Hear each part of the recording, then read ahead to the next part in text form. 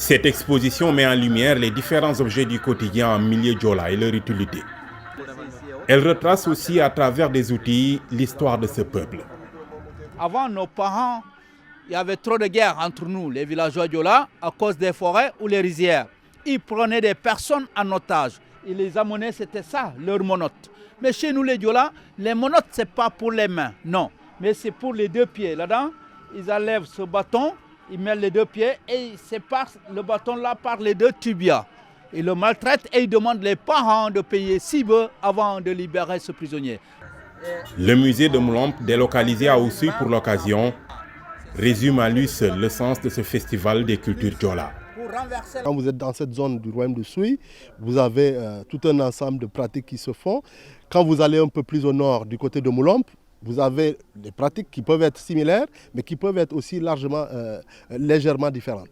Voilà, je pense qu'en mettant culture au pluriel, on a évité de généraliser des choses qu'on peut constater ici à Oussouye et qui peuvent se vivre autrement dans d'autres espaces de l'espace même Diola.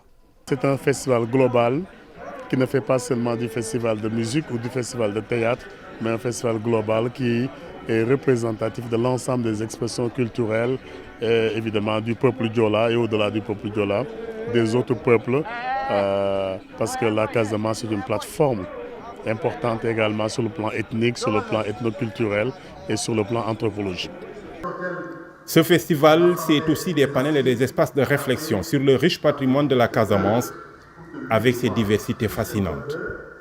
On ne connaît pas bien la diversité déjà dans le peuple Diola. Dans le peuple, on est en train d'écouter la conférence de Amadjemé sur les peuplements. Ça vient de très loin, dans la nuit des temps. Donc du Kassa, pourquoi pas remonter dans le Gabou, n'est-ce pas?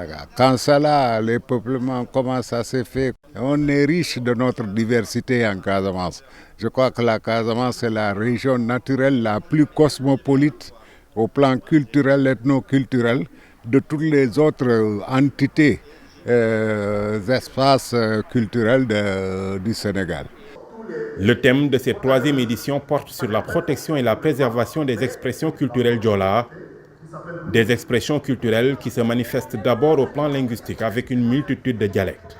Il y a le Diola Fogni vers Bignona, il y a le Diola Oulouf, là à Oussouye, il y a le Diola Essoulalo, comme je vous reviens.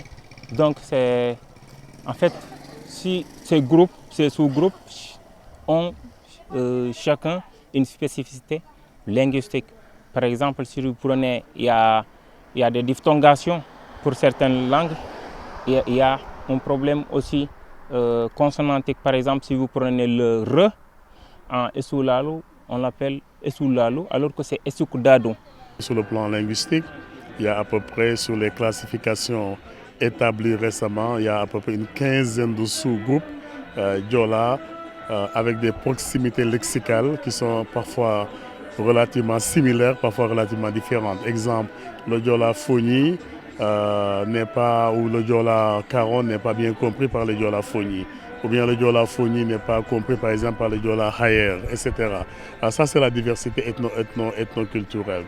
Bon, bien évidemment, après il y a les mutations fondamentales du peuple Diola et globalement de la Casamance. Au titre des innovations de cette édition, la foire du festival qui a accueilli cette année des exposants venant même de la sous-région et la projection de films pour marquer les 100 ans d'Ousmane Sembène.